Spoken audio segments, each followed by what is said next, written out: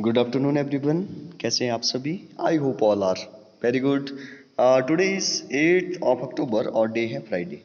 तो जैसे कि आपको बताया कि हिमाचल प्रदेश में भी कई सारे जो वो कम्पिटेटिव एग्जाम जो वो आने वाले हैं, जैसे पंचायत सेक्रेटरी का जो भी एग्जाम जो वो आ चुका है। 22 अक्टूबर को जो वो एग्जाम होने वाला है।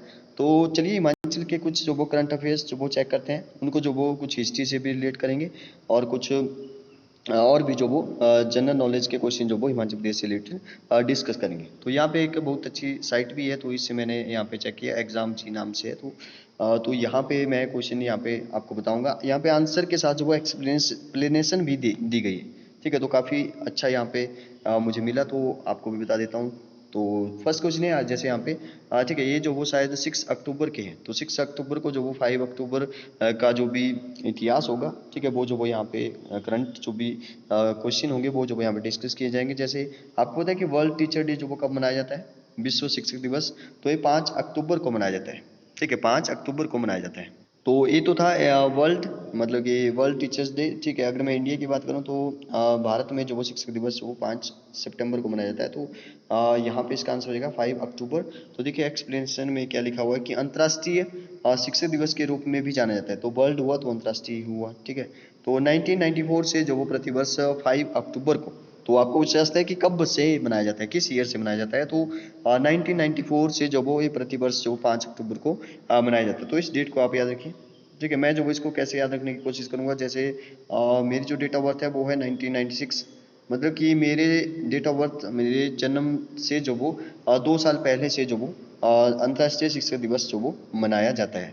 तो कुछ इस तरह से आप भी ये जो वो रिलेट करना सीखिए, तभी जो वो आपको ये याद रहेंगे। ठीक है, नेक्स्ट लिखा है इसने कि 2021 के अंतर्राष्ट्रीय शिक्षक दिवस की थीम क्या थी। तो ये भी अच्छा क्वेश्चन है कि थीम क्या थी इस बार।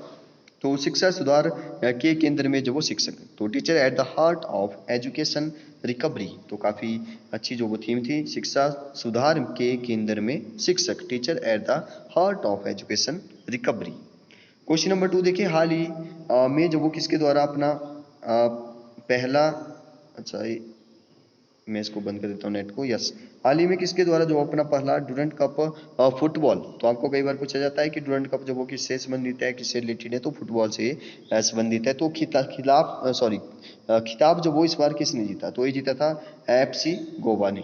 ठीक है, एफसी गोवा ने जीता था। तो यहाँ पे देखिए 2021 डूरंट कप का जो 130 संस्करण था, 130th संस्करण था, वो जो एशिया का सबसे पुराना फुटबॉल टूर्नामेंट था। यह टूर्नामेंट जो 5 सितंबर से 3 अक्टूबर तक जो पश्चिम बंगाल में आयोजित किया गया था।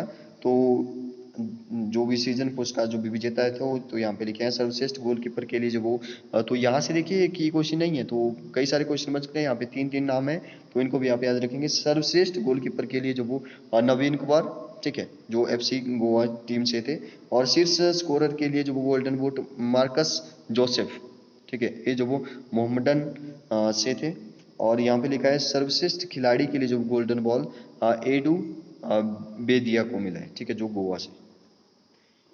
ओके, नेक्स्ट क्वेश्चन है, हाल ही में अब्बी अहमद, ठीक है, अब्बी अहमद को किस देश के प्रधानमंत्री के रूप में शपथ ग्रहण की है? किस देश के प्रधानमंत्री के रूप में शपथ ग्रहण की है इन्होंने? तो इसका आंसर हो जाएगा इथियोपिया। ठीक है, इथियोपिया के प्रधानमंत्री कौन है? अब्बी अहमद। तो यहाँ पे देखिए, यहाँ पे लिखा है कि अभी अहमद ने जो वो दूसरे साल 5 साल के कार्यकाल के लिए, मतलब कि पहले भी 5 साल रह चुके हैं, तो दूसरा इनका एक कार्यकाल रहेगा, 5 5 हो जाएगी इनकी 10 ईयर। ठीक है, तो 5 साल के लिए शपथ ले लिए उन्होंने। सर्वोच्च न्यायालय के मुख्य न्यायाधीश मिर्जा असे नाफी ने जो वो पद दिलाई इनको। तो इतना डीपली जो वो बड़े बड़े एग्जाम में पूछा जाता है, जैसे कि उनको जो वो सर्वोच्च न्यायालय के मुख्य न्यायाधीश, जैसे हमारे यहाँ पर भी जो भी सीजीआई होते हैं वो जो शपथ दिलाएंगे। तो वैसे यहाँ पर भी जो भी राष्ट्रपति होता है उनको कौन दिलाता है? राष्ट्रपति जो वो प्रधानमंत्री को, तो राष्ट्रपति को कौन दिलाता है? सीजीआई दिलाता है। ठीक है, चीफ जस्टिस ऑफ इंडिया दिलाता है, सर्वोच्च न्यायालय के जो भी मुख्य न्यायाधीश। तो वहाँ पर कौन है? मिर्जा किसकी बात करें? इथियोपिया की बात करें तो वहाँ पे कौन है? मिर्जा असेनाफी ने जो उनको शपथ दिलाई। तो इथियोपिया राजधानी क्या है? अदिस अबाबा। ठीक है, अदिस अबाबा जो इसकी राजधानी है। मुद्रा क्या ही है? इथियोपियाई बिर। ठीक है, तो इसकी मुद्रा भी याद रखेंगे। और अदिस अबाबा जो वो देखिए नाम भी अलग सा है, अदिस अबाबा। ठीक है, अदिस अबाबा जो वो इथियोपिया की राजधानी है। नेक्स्ट क्वेश्चन है क्वेश्चन नंबर 4। भारतीय जीवन बीमा निगम के प्रबंध निदेशक के रूप में किसे नियुक्त किया गया है? तो बीसी पटनायक को जो वो भारतीय जीवन बीमा निगम के जो वो निदेशक, प्रबंध निदेशक जो वो बीसी पटनायक। तो यहाँ पे लिखा है उन्हें जो 5 जुलाई 2021 को भारत सरकार की अधिसूचना द्वारा प्रबंध निदेशक के रूप में नियुक्त किया गया था। तो LIC का जो मुख्यालय है वो कहाँ पे है? ये भी कई बार क्वेश्चन जो पूछा जा चुका है। तो मुंबई में है। LIC की स्थापना कब हुई थी? तो 1 सितंबर 1956। तो 1 सितंबर 1956 काफ़ी पुराना है, ठीक है। तो LIC के जो अध्यक्ष है वो आप याद रखेंगे MR कुमार। MR कुमार जो LIC के अध्यक्ष हो गए। मुख्यालय कहाँ पे है? मुंबई में है। स्थापना कब हुई? 1956 में हुई, 1 सितंबर को। और जो भी प्रबंध निदेशक बनाए गए वो जो वो उन्हें 5 जुलाई 2021 को ही बनाए गए, ठीक है। किसको बनाया गया? तो कौन थे? बीसी पटनायक। क्वेश्चन नंबर 5 देखिए, कौन सा राज्य दालचीनी की संगठित खेती शुरू करने वाला पहला राज्य बना है? तो कौन सा राज्य दालचीनी की संगठित खेती शुरू करने वाला? तो दालचीनी की खेती कहाँ पे होगी? तो ये होगी हमारे हिमाचल प्रदेश में, ठीक है, हमारे हिमाचल प्रदेश में।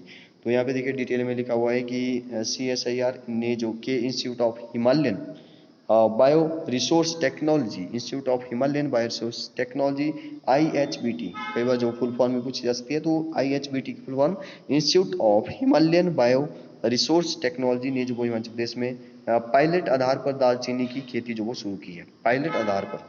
तो ठीक है, असली दालचीनी या सिनामोमम बर्म, ठीक है, देखिए कैसा नाम है।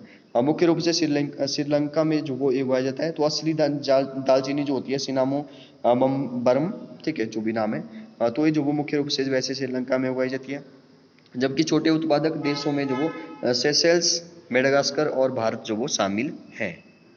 तो देखिए नीचे लिखा है कि हिमाचल प्रदेश के जो राज्यपाल है जो नए बने हैं, तो राजेंद्र विश्वनाथ आर्लेकर। तो मुझे लगता है कि इससे रिलेटेड भी कोई ना कोई क्वेश्चन बनेगा। जैसे छोटे मोटे एग्जाम होते हैं तो उनमें जो वो कई बार गवर्नर भी पूछा जाता है, कई बार जो वो इससे पहले वाले गवर्नर थे वो पूछा जाता है, ठीक है। तो राजेंद्र विश्वनाथ आर्लेकर तो जो हमारे गवर्नर है, ठीक है। नेक्स्ट क्या है? मुख्यमंत्री। मुख्यमंत्री कौन है? जयराम ठाकुर है, जो कि मंडी से है। क्वेश्चन नंबर 6 देखिए, क्वेश्चन नंबर 6 है, निम्न में से किस मंत्री ने स्वच्छ भारत मिशन शहरी 2.0 और अमृत 2.0 लॉन्च किया था? तो ये भी काफी अच्छा क्वेश्चन है। तो एक ये है हमारे प्रधानमंत्री ने, नरेंद्र मोदी ने, ठीक है। किस मंत्री ने पूछा है? तो अमित शाह जो वो हमारे गृह मंत्री है, ठीक है। और नेक्स्ट क्वेश्चन है, अच्छा, भारत मिशन शहरी 2.0 और अमृत 2.0। तो यहाँ पे देखिए, यहाँ पे लिखा है सब कुछ कि नरेंद्र मोदी ने नई दिल्ली में जो वो डॉक्टर अंबेडकर इंटरनेशनल सेंटर से 2 प्रमुख मिशनों, स्वच्छ भारत मिशन शहरी और Atal mission for rejuvenation and urban transformation, ठीक है, Atal mission for rejuvenation and urban transformation, ठीक है। तो इसकी जो वो अमृत की जो वो फुल फॉर्म भी होगी, ठीक है, अटल मिशन फॉर रेजुविनेशन, ठीक है, रेजुविनेशन। और यहाँ पे हो गया एंड अर्बन ट्रांसफॉर्मेशन। तो अमृत UT का मतलब तो अर्बन ट्रांसफॉर्मेशन हो गया, यूनियन टेरिटरीज, ठीक है। अच्छा, यूनियन टेरिटरी तो अलग होती है, लेकिन UT का मतलब यहाँ पे क्या है? अर्बन। अर्बन का मतलब होता है शहरी और रूरल का मतलब होता है ग्रामीण। तो यहाँ पे R का मतलब क्या है? R का मतलब है रेजुविनेशन एंड M का मतलब हो गया मिशन और A से हो गया अटल मिशन, ठीक है। AM का मतलब तो अटल मिशन हो गया।